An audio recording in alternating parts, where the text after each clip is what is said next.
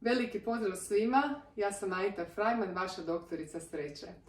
Video nosi naziv Najvažnija rečenica u životu i baš me zanima ako možete mi u komentare staviti koja je to vama vaša najvažnija rečenica, neka krilatica, neki motiv, nešto što vas diže, nešto što vam puno znači.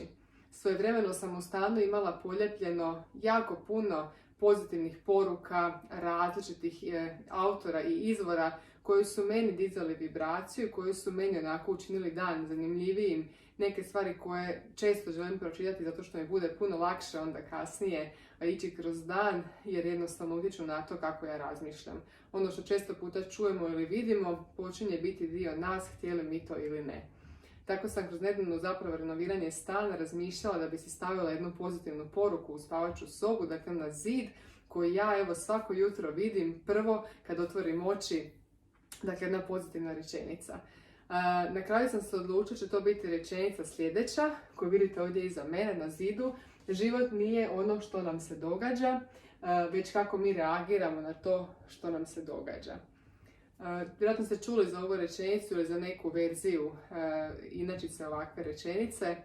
Na engleskom kaže life is not what happens to us, but how we react to it. I to je doista istina. Od svih rečenica koje sam čula, meni nekako se ova čini najvažnija, jer ne možemo kontrolirati ono što se dogodi. Dakle, dogodi nam se ponekad možda super stvari u životu ili ih mi tako deklariramo kao neke super stvari. Ponekad se dogode stvari s kojima baš i nismo najsretniji, koje bismo htjeli da se radije možda nisu dogodile, neki tužni trenuci, neke stvari koje bismo rado izbjegli, ali ne možemo previše na to utjecati. Život ide i teče. Dakle, ne možemo kontrolirati život. Ono što možemo kontrolirati, ono što je doista pod našom moći je naša reakcija. Zato ovdje i stoji da život nije ono što se dogodilo, nego kako mi na to reagiramo. Dakle, naša reakcija je ključna. Kao profesorica na fakultetu ovo gledam zapravo svaki dan kad sa studentima posebice imam ispite, jer netko recimo, padne na ispitu i zbog toga se osjeća jako loše i počne plakati i cijeli dan je depresija ili to refraktorno razdoblje tuge ili žalosti dugo traje, dok će netko drugi možda reći ok, pao sam na ispitu, realno nisam znao, sljedeći put ću bolje drugačije, vidimo se profesorica, svako dobro i vidimo se na sljedećem roku.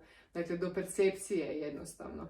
Kada ovu rečenicu implementirate u svoj život i kada pokušate u svakom datom trenutku biti svjesni da vi birate kako ćete se postaviti u određenoj situaciji, život vam može biti doista puno lakši. Lakše možete kroz život kročiti, na jednostavniji način se možete nositi sa svime onim zapravo što vam život donosi.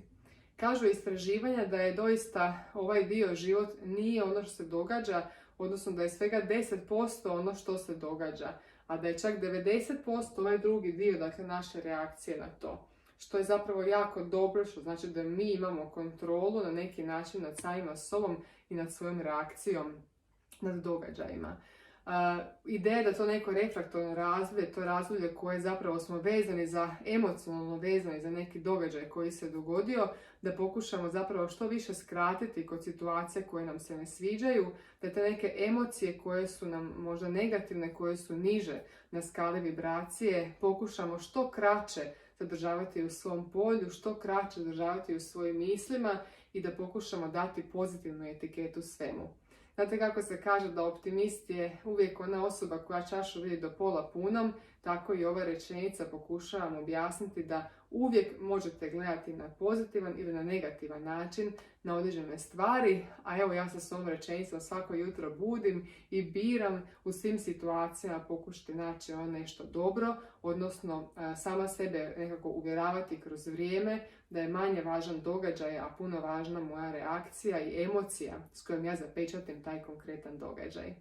Pokušajte i vi ponekad sa svojim mislima započinjati svoj dan ili mi u komentare videa napišite koja je to vaša rečenica, koja je to neki vaša krilatica koju vam idete kroz život, pa da jednim drugima pomognemo naći neke pozitivne zapravo primjere i rečenice koje nam mogu pomoći lakše kroz život kročiti. Ako vam se video sviđa, pretplatite se na kanal, nemojte propustiti ništa od sadržaja i pazite kako reagirate na situacije koje vam se događaju.